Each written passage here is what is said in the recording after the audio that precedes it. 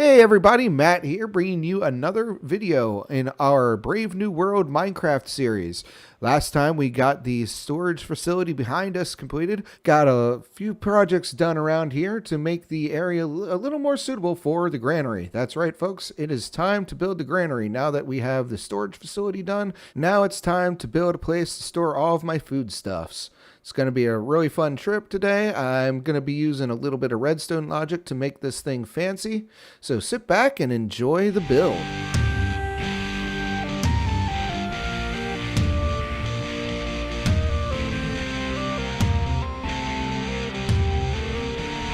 Before we start, just wanted to show you what I've done here to spruce up the area. Just took out the lower level of rock and put in some grass and some dirt, let it all spread out, make it nice. And we're still working on it back here. I'll take care of itself in good time, in due time. But just want to get some grass down here. It's going to feel a little more cultivated when we're done, I think, with that, and not as cold with just a rock face. Wanted to give you a good idea, brief idea, at least get you caught up to where I am mentally with how this is going to look. This is going to be kind of like this entrance to the storage facility and the industrial complex, whatever we're going to call that. This is going to be actually inside the granary structure, and it's essentially going to be a large barn type structure. And the thing that I'm looking forward to doing most is something I haven't actually built before. It's going to be a redstone grain elevator.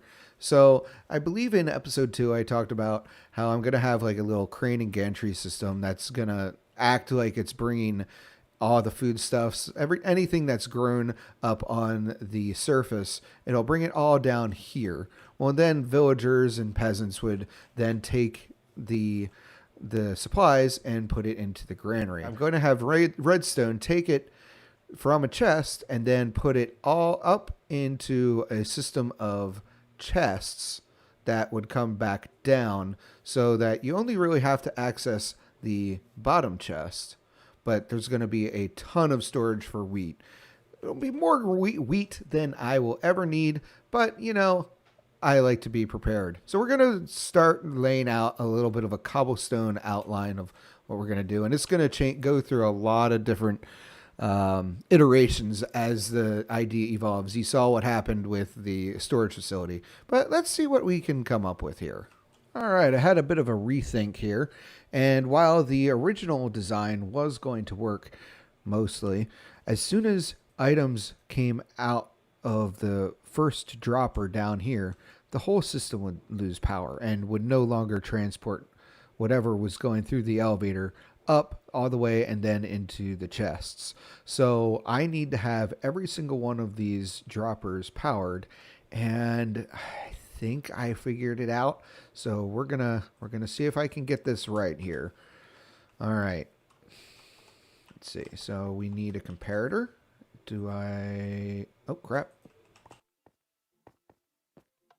No, I don't. Then I do a block. So that block has power, transfers power.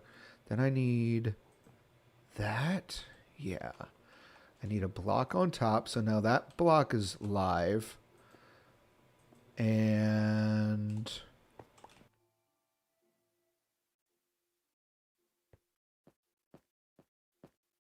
okay, that has power. And then there? Yes. Okay. Now. Oh, Jonathan's sisters are on. Daughters. Excuse me. Daughters. Okay, so what I need to do now is just continue to repeat that.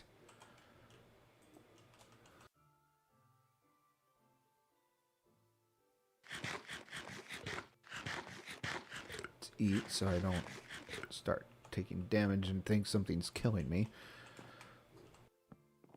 There's that. There's that.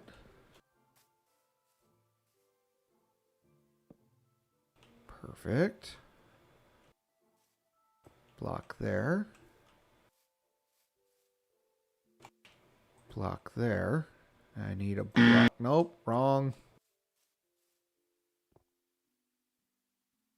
A block there.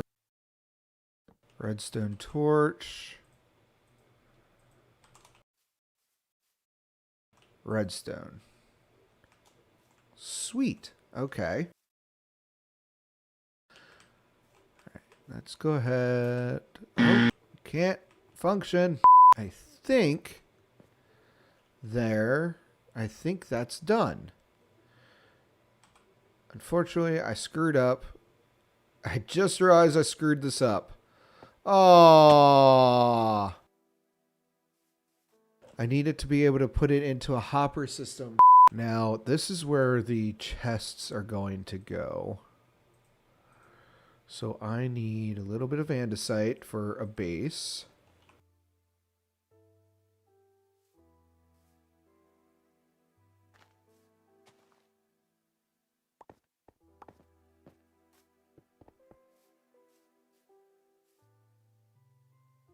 And we'll start putting chests in.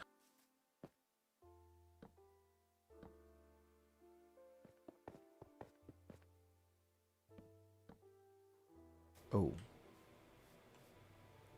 We're going to do an emergency log. I wasn't going to go sleep, so help her out. I'm going to put up a few more.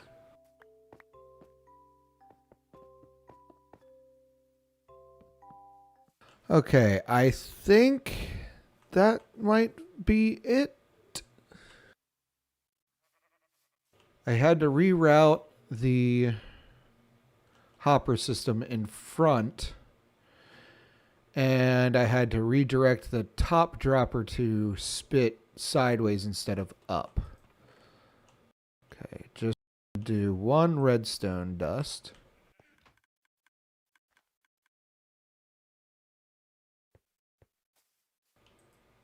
Okay, it's not there. I think we may have gotten it. It's there! Yes! I have a working elevator. Had a bit of a rethink.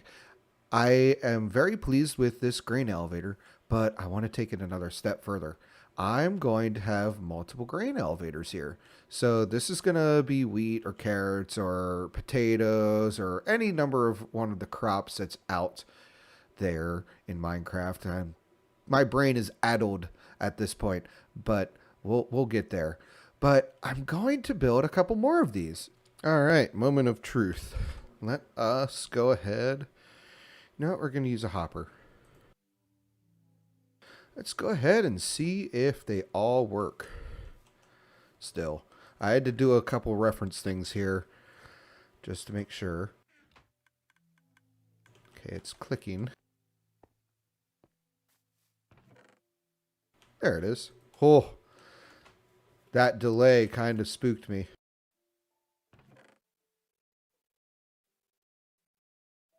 And you'll...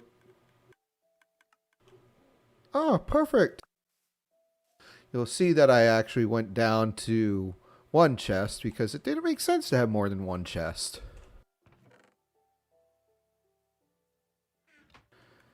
Work. Yes! Awesome. All right. Now we will test this again. Let's go ahead and do 2 andesite blocks.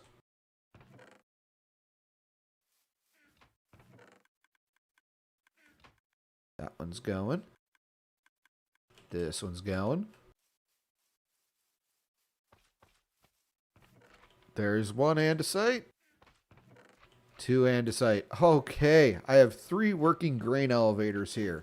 I think I'm going to take a pause and get a drink, and we'll be back, and I'm going to start working on design a layout for this. All right, I stored away some of my redstone that I wasn't going to need now until I'm in the finishing touches stage of this, and cleaned up the area, filled in the holes, and as I was doing it, I realized, you know, I had that walkway coming off of right here, and I don't think it was going to work out quite the way I wanted it. So I think what we're going to end up doing is moving it further down here so that the walkway will come in this general area. And then we'll be able to walk through here. I think I might actually end up putting a villager intro in here. I'm going to have to heal some zombie villagers for that and lure them in and put them to work, as it were. But I think that's what we're going to do. And then we'll, of course, have the little path that goes down into the storage area. I think I'm going to flatten this down a little bit here. So let's go ahead and start with that. Okay, so that'll make it flush there. Oh, wait, this is supposed to be like that, isn't it? Nope, just kidding. Nope, that making it worse. Better. Oh boy, this is a much bigger project than I was anticipating it would be. It's kind of how all things in Minecraft go, isn't it? You know, you start out building and suddenly it's something very, very grand and takes up hours and hours and hours. Next thing you know, your wife has moved on because... Okay. Now, that might get changed out for whatever I decide to use as a main floor block in the granary. If I decide to go back with that deep slate, I just might because I really... Really? You know I have to do this, right? Are you guilting me? Let's do this. I'll let you live.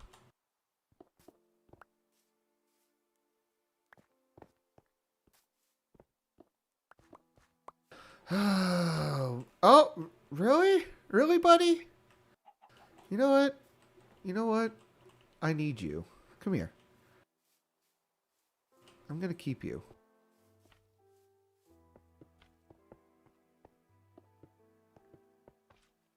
I'm gonna name that Frank.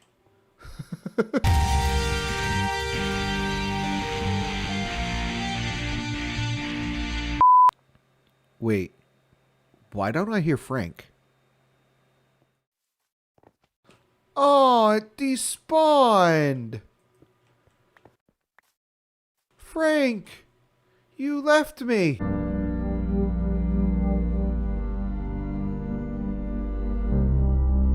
I was so distraught by the loss of Frank the chicken that I completely forgot to start recording again.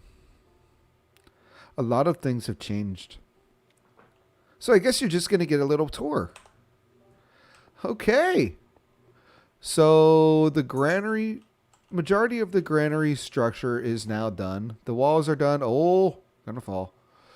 The walls are done. I just need to come up with a good roof for this. I'm not sure how I'm going to do it. I'm pretty sure I want to do granite for a roof, but I'm also going to be doing some beams inside the building here. But let's give you a little tour around.